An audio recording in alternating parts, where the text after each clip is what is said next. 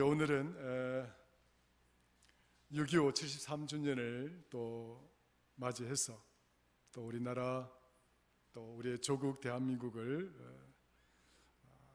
생각하면서 그리고 또 지난주에 방주가 절실한 시대다 라고 하는 제목을 가지고 우리가 말씀의 은혜를 나누는데, 오늘은 그 두 번째 시간으로 방주에 몸을 실은 인생이라고 하는 제목을 갖고 함께 말씀을 나누고 은혜를 받고자 합니다.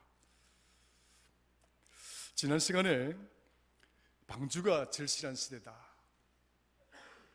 이 설교 말씀을 통해서 큰 주제를 두 가지를 말씀드렸습니다. 방주는 그 어원적인 그 기원의 의미를 우리가 살펴보게 되면은 단순한 의미를 갖고 있는 것이 아니다. 그저 나무 상자, 박스에 지나는 그런 의미, 안에 이렇게 뭘 집어넣을 수 있는 그런 의미의 방주, 상자, 그런 의미가 아니었다라고 말씀을 드렸습니다. 그래서 우리가 이 방주는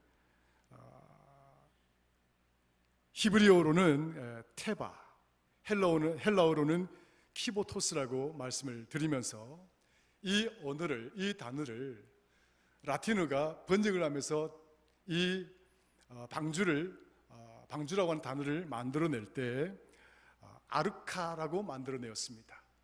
아르카 노에, 아르카 노아, 이런 의미로 이 단어를 만들어내면서 이 아르카라고 하는 이 단어는 어디서 왔느냐? 헬라어 아르케라고 하는 단어에서 왔다고 말씀을 드렸죠. 처음이고 원형이고 시작이다. 그러니까 이 방주의 어원적인 이 의미는 어떤 의미를 갖고 있느냐 하면 처음이다, 그리고 시작이다 라고 하는 그런 아주 어원적인 그런 특별한 의미를 가지고 있는 단어입니다. 우리가 영어로 아크라고 그러면 참나무라 이렇게 또 번역되기도 하는데, 방주를 만들 때 고페르 나무 가지고 방주를 만들었잖아요. 이런 단순히 고페르 나무나 이런 나무로 만드는 그 박스의 그 의미, 그 이상도 그 이하가 아니라 이 방주라고 하는 이 단어 자체에 큰 의미가 있었다라고 말씀을 드렸습니다. 따라서 이 방주는 복음의 어리진, 그러니까 원형과도 그 기원과도 같은 것이다. 기원과도 같은 것이다. 왜냐? 이 방주의 가장 큰 핵심적인 의미는 하나님의 택한 백성을 저주와 심판과 그 징벌로부터 살려내고 구해내는데 가장 큰 목적이 있었기 때문에 그렇습니다.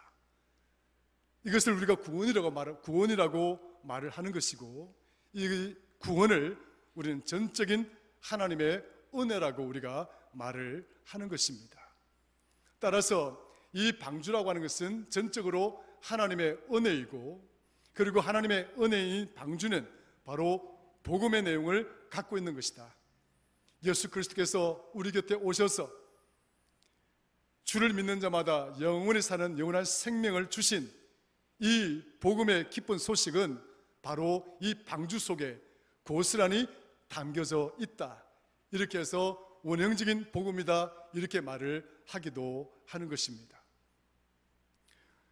이것이 방주가 갖는 첫 번째 의미였다고 한다면, 두 번째 의미는 이 방주는 심판을 상징한다, 하나님의 공의를 상징하는 심판이다라고 말씀을 드렸습니다.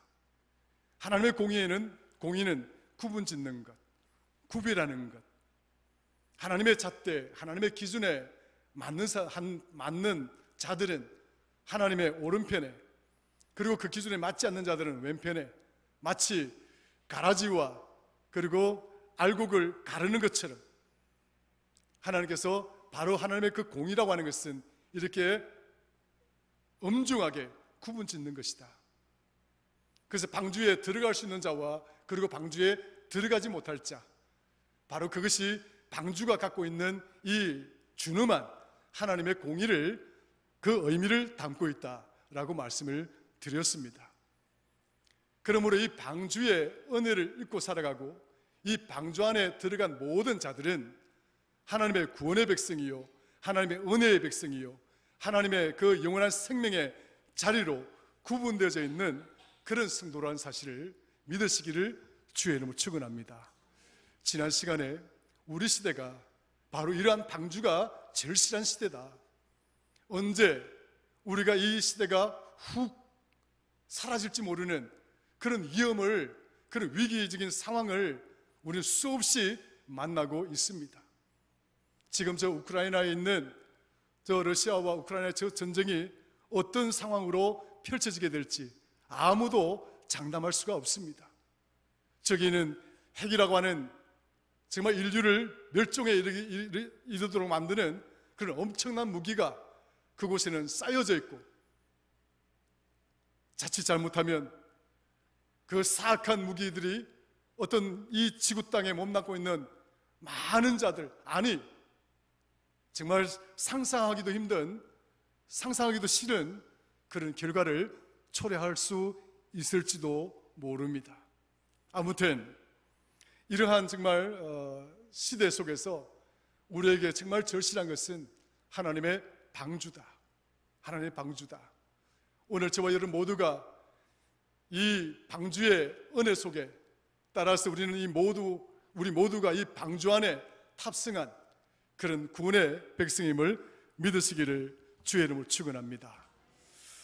자, 이러한 의미가 지난주에 설교의 핵심적인 내용이었습니다. 자, 그러면 하나님이 이 노아에게 방주를 만들어라고 했습니다. 그럼 방주를 만들었어요. 그러고 난 다음에 어찌할 거냐? 그러고 난 다음에 어찌할 거냐라고 하는 거죠. 우리 이 방주를 통해서 첫 번째로 생각해 볼 수 있는 주제는 그리고 난 다음에 라고 하는 의미입니다. 한번 따라 하십시다. 그리고 난 다음에, 방주를 만들고 난 다음에 어떻게 할 거냐라고 하는 거예요. 어떻습니까? 방주를 만들고 난 다음에 노아와 노아의 가족들은 그 방주 안에 들어갔습니까? 안 들어갔습니까? 들어갔죠. 또 다른 사람들이 들어갔습니까? 안 들어갔습니까? 못 들어갔죠. 그리고 난 다음에 방주에 들어가는 사람과 그리고 들어가지 못한 사람들이 반드시 드러나게 될 것이다 라고 하는 사실을, 그러한 교훈을 다시 한번 생각해 보고자 하는 것입니다. 옛날에 아주 고대 로마 대학의 한 정문에 어떤 문구가 쓰여져 있었는가 하니까 에포이 도포라고 하는 라틴어가 쓰여져 있었습니다. 에포이 도포라고 하는 이 라틴어는 영어로 어떤 의미냐 하면은 and then afterward, 그리고 나서, 그리고 난 다음에는, 이런 의미를 갖고 있는 거예요. 에포이 도포. 한번 따라 하십시다. 에포이 도포. 제가 라틴어이긴 하지만 좀 크게 하세요. 에포이 도포. 에포이 도포. 그리고 난 뒤 다음에는, 그리고 난 뒤 다음에는 and then afterward, 혹은 and then later, 그러고 난 뒤에 나중에는 어떻게 될 것인가, 이런 말이죠. 학생들에게 어떤 교훈을 주느냐? 너희들이 이 대학에서 가르침을 받고 훈련을 받아서, 그리고 이 대학을 졸업하고 이 대학을 떠나고 난 다음에 에포이도포, 너희들은 무엇을 할 것이냐? 또 그 일을 다 이루고 난 다음에 에포이도포, 그리고 난 다음에는 또 무엇을 할 것이냐? 그리고 너희들이 품었던 비전과 그 꿈들을 다 이루고 난 다음 에포이도포, 그리고 난 다음에 너희들은 무엇을 할 것이냐? 그런 철학적인 질문과 그런 의문을 가지고 있는 아주 유명한 구호입니다. 에포이도포. 그리고 난 다음에 어찌 될 것이냐?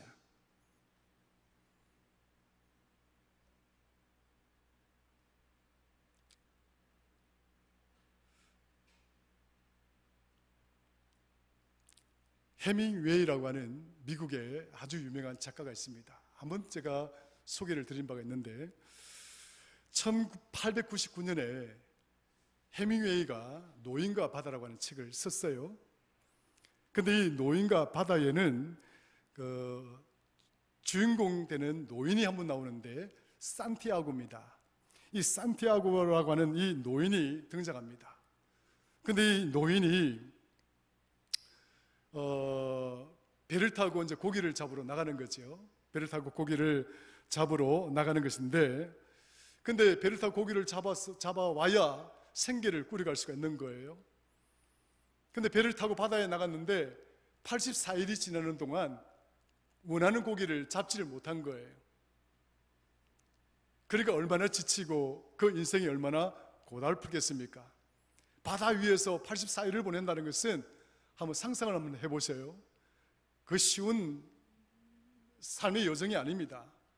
참 고달프고 참 힘들고 참 어려운 여정이죠. 그런데 85일째가 되던 날 이 산티아고 노인이 큰 청새치 물고기 한 마리를 잡습니다. 얼마나 기쁘겠습니까? 야, 드디어 이제 꿈을 이루었다. 그 물고기가 얼마나 컸는지 산티아고 노인이 3일째 이 고기와 사투를 벌입니다. 사투를 벌이고, 그래서 이 고기를 바닷가로 이제 기분 좋게 배에 싣지 못하고 너무 크니까 그걸 밧줄에 묶어서 끌고 나오지요. 그 나올 때, 그 해변가에 도착했을 때 이 산티아고 이 노인의 마음은 얼마나 기쁘겠습니까? 얼마나 즐겁겠습니까? 84일 혹은 83일 동안 85일째 잡고 3일이 지났으니까 88일이 되는 거죠. 그 엄청난 긴 시간 동안 그렇게 정말 힘들고 어려운 시간을 보낸 그 결실을 이제 보는 그 순간에 이제 도달한 거죠. 그 산티아고 노인이 이제 바닷가에 배를 정착하고 그 밧줄을 잡아당기는데, 어라, 고기를 묶어두었던 거기에 고기가 묶여져 있어야 되는데 고기가 묶여져 있는 게 고기가 없는 거예요. 끄집어내 보니까 그 청새치, 그 엄청난 큰 고기가 앙상한 뼈다귀밖에 없는 거예요. 끌고 오는 동안에 다른 고기들이 막 뜯어먹어서 설 수 있는 건 아무것도 없고 앙상한 뼈다귀만 남아있는 거예요. 해밍웨이가 이 작품을 통해서 노벨상을 탔죠. 그런데 이 노인과 바다를 통해서 해밍웨이가 우리에게 보여주고자 하는 그 의미가 뭐냐? 굉장히 큰 상징적인 의미가 있다고 보는 거죠. 이 책을 읽는 사람마다 독자의 생각들이 다 많이 다양하고 또 그러하겠지만, 저는 이 내용을 읽으면서, 그리고 이 내용을 생각하면, 그리고 난 다음에 에포이도포라고 하는 이 말을 생각하게 되는 거죠. 오랜 고생 끝에 그렇지만 내가 원하는 결과물을 내가 얻어서 내가 원하는 목적지까지 데리고 왔는데, 그 와보니까 결국은 앙상한 뼈다귀밖에 남아있지 않는 자신의 그 수고에 대한 그 대가에 대한 허망함, 그것이 이 노인의 마음, 이 노인의 백발의 이 노인과 그 앙상하게 남아있는 그 뼈와 이 오버랩되는, 겹쳐지는 이 그림의 상황은 결국 이것이 결국 우리의 인생이 아닌가라고 하는 거지요. 정말 죽기 살기로 그렇게 땀 흘리고 수고하고 애를 쓰고 정말 어떤 수단과 방법을 가리지 않고 내가 이 어떤 지위에 오르고 그리고 어떤 물질을 모으고 또 그렇게 살아왔지만, 결국 그 다음에는 에포이도포, 그러고 나서 어떻게 할 거냐 라고 하는 질문 앞에서는 우리 인생이 무언가 답을 내려야 되는데 우리 인생에 답을 내릴 수가 없는 거예요. 그리고 난 다음에는 우리가 정말 어떤 답을 내릴 수 있는가? 노인과 바다에서 보는 앙상한 뼈다귀냐, 그 허망함이냐 하는 거죠.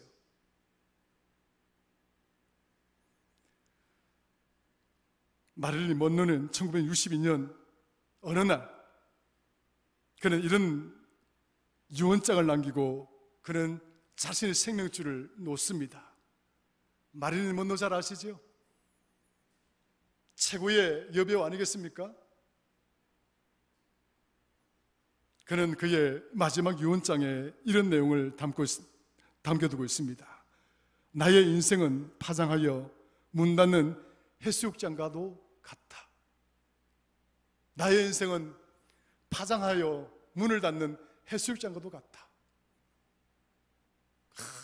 무더위에 정말 그런 여름날 축제의 자리였던 그 해수욕장이 그 여름이 끝나고 쌀쌀한 바람이 불어오고 추운 겨울이 다가올 때 그 폐장되어져 있는 그 해수욕장, 문이 닫혀져 있는 그 해수욕장, 누구도 찾지 않는 그 텅 비어있는 그 해수욕장, 바로 그 폐장된 해수욕장과도 같은 내 모습이, 그 모습이 바로 내 인생이었다.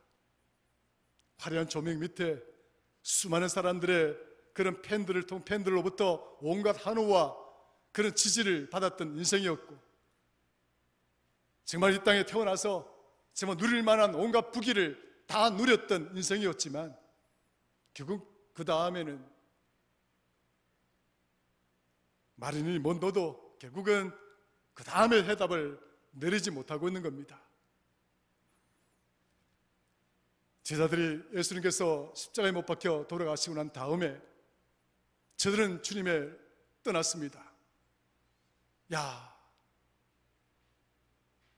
뭔가 주님과 함께 있을 때는 무엇인가를 이룰 수 있었고 어떤 대단한 일들이 일어날 줄 알았는데, 허망하게 십자가에 못 박혀 돌아가시는 주님을 만나고 난 다음에 그들은 주님께 등을 돌리고 각자가 살았던 고향으로 다 떠나가 버립니다.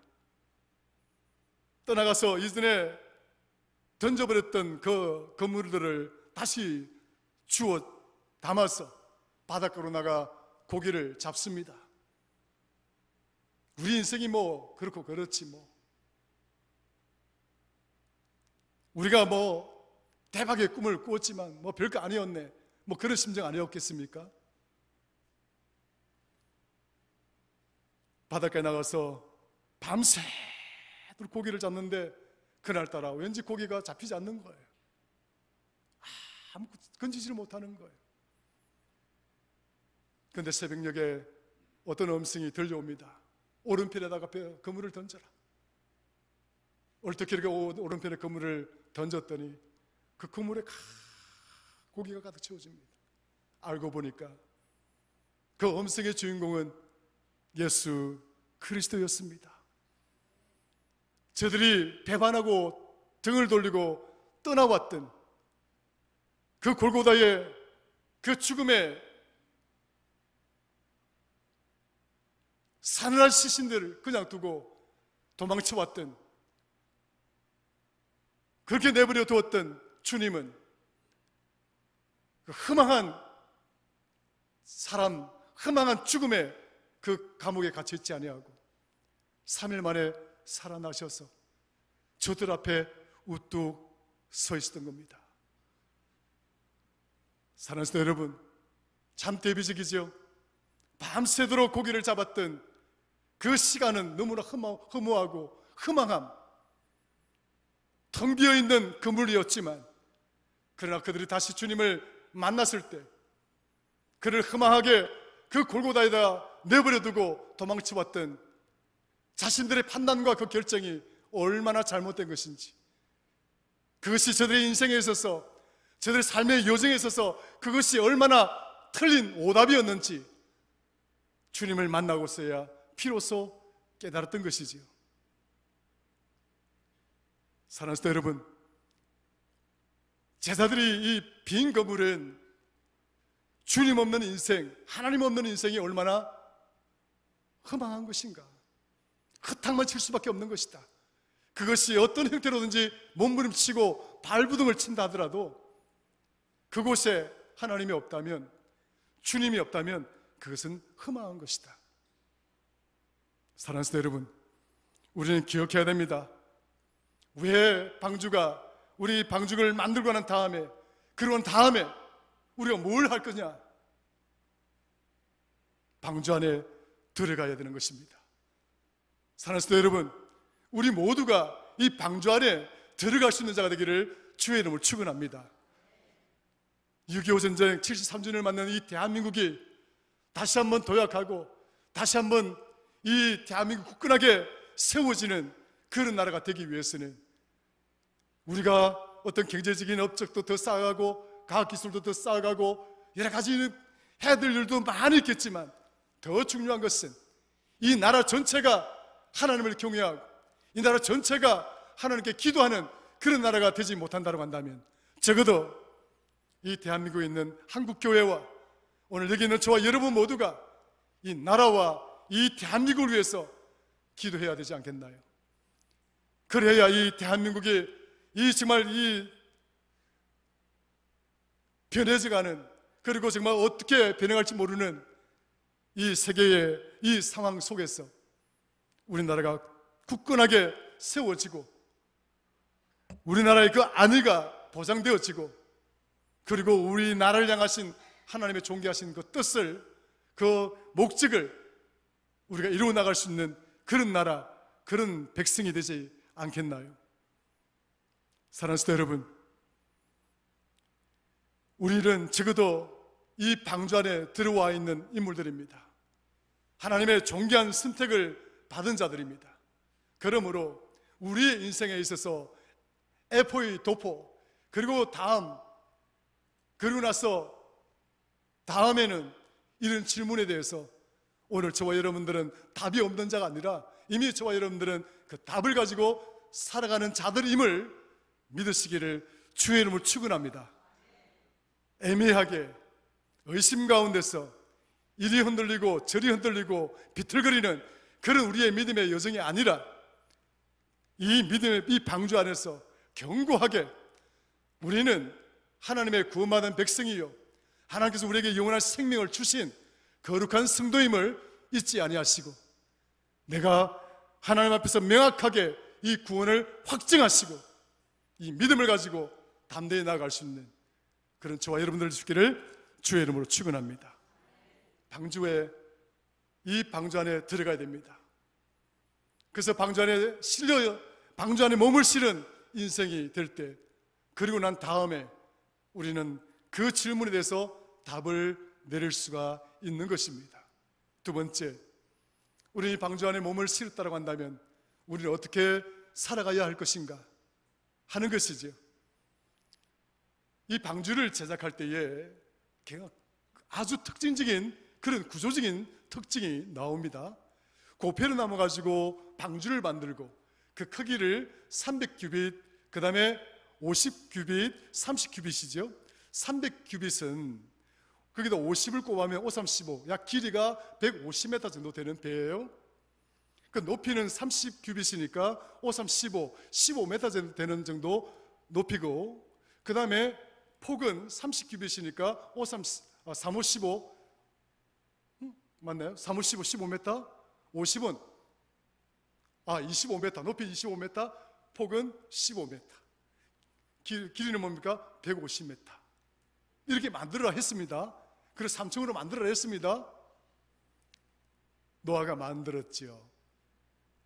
그런데 마지막에 하나님이 노아에게 주신 그 설계 도면의 개략적인 전체적인 핵심은 마지막에 그 방점이 뭔지를 아셔야 됩니다.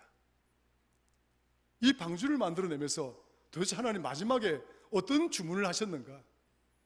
방주의 그 설계도면에 방점을 찍는 것은 무엇이냐 하는 거죠. 한번 볼까요? 한번 보겠습니다. 창세기 6장 16절 한번 가볼게요. 14절부터 우리 16절까지 한번 읽어보겠습니다. 시작.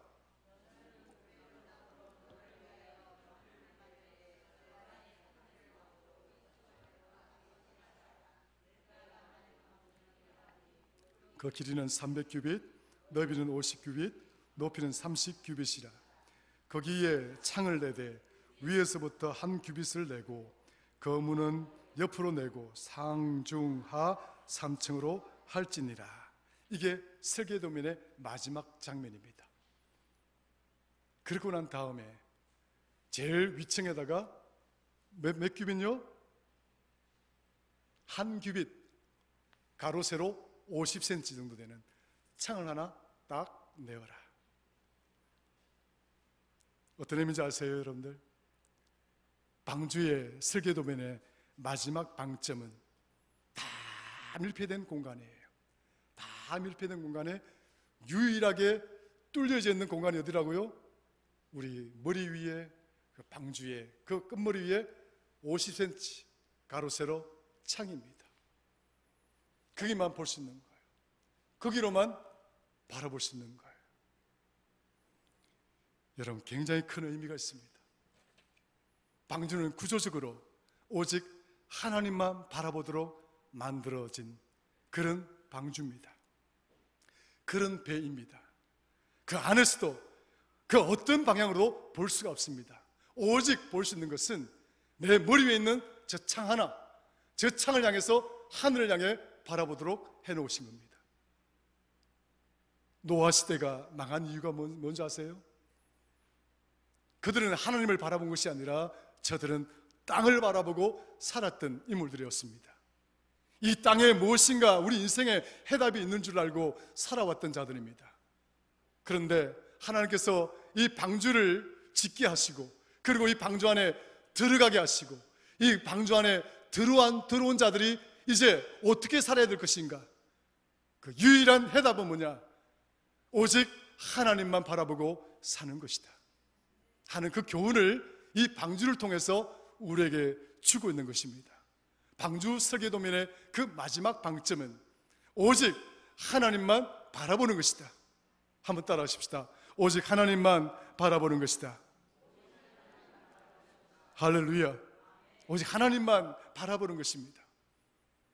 시편은 1편부터 150편까지 있는 아주 긴 시와 그런 시로 이렇게 채워져 있는 하나님의 말씀입니다. 이 시편 1편부터 150편까지 이 시편의 사상의 가장 토대를 이루고 있는 것이 뭐냐? In the presence of God, on the face of God. 이게 두 가지 주제, 이게 주제예요. In the presence of God이라는 말은 무슨 말이냐면 하나님의 현존입니다. 하나님의 현존. 그러니까 내가 어디에 있든지, 어떤 상황, 어떤 처지를 만나든지 그 자리는 내가 하나님께서 현존해 계시는 그 자리에 내가 놓여 있다는 거예요. 시인은 늘 어떤 자리, 어떤 상황, 어떤 고난, 어떤 역경, 어떤 축복 다 망라해서 내가 있는 그 자리는 in the presence of God, 하나님의 현존의 자리 안에 있는 것이다. 우리는 하나님을 벗어날 길이 없습니다. On the face of God, 하나님의 얼굴에서 떠날 수가 없습니다. 하나님, 우리가 어디에 숨든지, 어디에 머물든지, 어디에 거하든지 우리는 결코 하나님의 그 현존의 자리에서 벗어날 수가 없습니다. 루터는 이러한 시편의 사상을 코란데오라고 하는 이 의미의 사상을 만들어냈습니다. 코란데오, 하나님의 면전에서, 하나님 앞에서라고 하는 이 신학적인 사상의 그 토대를 잡은 분이 마틴 루터입니다. 한번 따라 하십시다. 코란데오. 이 코란데오라는 말이 무슨 말인지 아세요? 하나님 앞에서라는 뜻입니다. 하나님의 얼굴 앞에서. 영어로 말하면 before the face of God, 하나님의 얼굴 앞에서 이런 뜻이죠. 방주는 결국 이 방주 안에 머무는 자들은 어떤 삶을 살아야 되느냐? 오직 하나님 면전에서, 하나님 얼굴 앞에서 살아가는 그 믿음의 여정이 되어져야 한다는 것을 가르쳐주고 있습니다. 방주에 몸을 실은 인생들은 결국 오직 하나님만 바라보아야 되는 것입니다. 오직 하나님의 얼굴을 바라보고 살아가는 그런 자들이 되어져야 됩니다.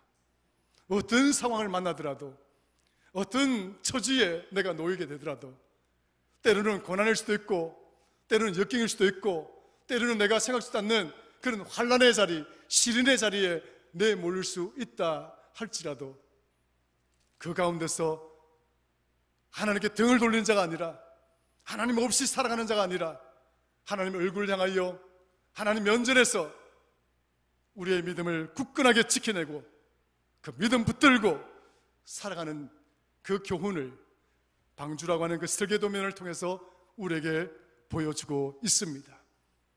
오직 위로 나 있는 창만 바라볼 것이다, 오직 하나님만 바라보고 살아갈 것이다 하는 교훈을 방주에 몸을 실은 그 인생들에게 가르쳐주는 두 번째 교훈입니다.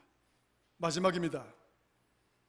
방주의 그 마지막 교훈은 본문 한번 보겠습니다. 창세기 7장 16절 가봅니다. 같이 한번 읽어보죠. 시작. 들어간 것들은 모든 것의 암수라. 하나님이 그에게 명하신 대로 들어가매 여호와께서 그를 들여보내고 문을 닫으시니라. 아멘. 할렐루야. 방주를 만드시고 노아가 다른 것들을 다 들여보냈습니다. 그리고 마지막 남은 노아, 그 노아, 방주를 만든 노아, 이 노아를 누가 들여보낸 거예요? 하나님이 그를 들여보내는 거예요. 그 들어가서 문을 누가 닫았습니까? 노아가 얼마든지 닫을 수 있는 거잖아요. 그런데 문을 누가 닫았다고요? 하나님이 문을 닫았다 했습니다.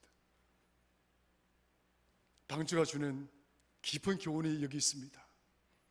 방주 안에 몸을 실은 그런 인생들은 결국 우리의 인생을 책임지는, 우리가 이 땅에 태어났어, 그리고 그 다음에 어떻게 될 것이냐 누군가가 묻는다고 한다면 결국 내 인생은 하나님이 내 인생의 길을, 문을 열어주실 것이고, 그리고 마지막에 하나님께서 내 인생의 그 문을 닫으셔서 이 방주 안에서 누리는 그 복들을 하나님께서 주실 것이다 라고 하는 그 믿음을 가지고 살아가도록 하나님은 이 방주를 통해서 우리의 깊은 교훈을 가르쳐주고 있는 것입니다. 방주에 몸을 실은 인생이라고 한다면 하나님께 모든 것을 내어 맡겨야 됩니다. 작은 것도 내어 맡기고 큰 것도 내어 맡겨서 하나님이 열어주시면 열릴 것이고 하나님이 닫으시면 닫힐 것이다라고 하는 이 믿음으로 살아가는 것입니다. 몸부림치지 마십시오. 혼자 내가 어떻게 해보겠다고 발부둥치지 마시고 힘들고 어려울 때마다 오히려 하나님 앞에 무릎 꿇고 하나님, 이 길을 내가 가야 될 것 같으면 하나님 이 길의 문을 열어주시고, 내가 가지 못할 길이라고 한다면 하나님께서 닫아주시면 됩니다 하는 믿음으로 살아가셔야 되는 거예요.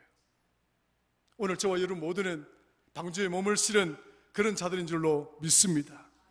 이 대한민국이 적어도 이런 방주에 몸을 실은 자들이 많으면 많을수록 하나님께 내어 맡기고 하나님께서 인도하시는 대로, 하나님께서 이끌어 가시는 대로 그 믿음을 보이는 자들이 많으면 많을수록, 방주에 몸을 실은 자들이 많으면 많을수록 하나님은 이 대한민국을 내버리지 아니하시고 굳건하게 지켜주실 줄로 믿습니다. 6.25라고 하는 이 전쟁, 참담하고 비참한 상황입니다. 모든 것이 폐허가 되고 이것은 죽음의 재앙입니다. 그럼에도 불구하고 하나님은 이 대한민국을 버리지 아니하시고 73년 동안 이 대한민국을 지켜오신 것 아니겠습니까?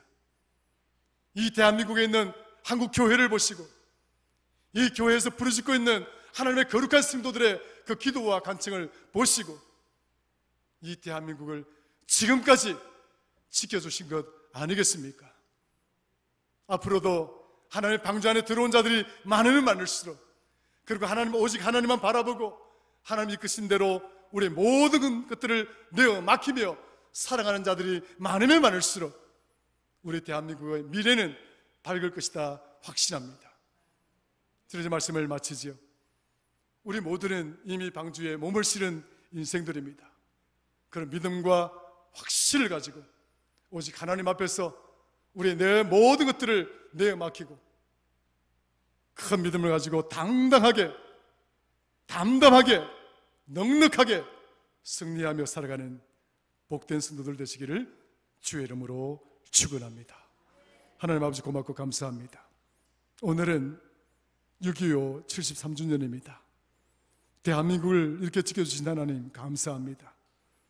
이 땅에 몸담은 이 민족을 긍휼히 여겨주시고 불쌍히 여겨주시고 앞으로 우리에게 미래가 있다면, 그러고 나서 그 다음에 어떻게 할 것이냐 누군가가 질문한다면 우리가 방주 안에 몸을 실은 인생이 되어서 우리의 모든 것들을 하나님이 책임지는 그 믿음의 나라, 그 믿음의 백성, 그 믿음의 성도가 되어질 때 우리는 비로소 희망이 있고 꿈이 있는 줄로 믿습니다. 대한민국을 지켜 주옵소서. 여기 엎드린 하나님의 거룩한 백성들을 지켜 주시옵소서. 예수님의 이름으로 기도드리옵나이다. 아멘.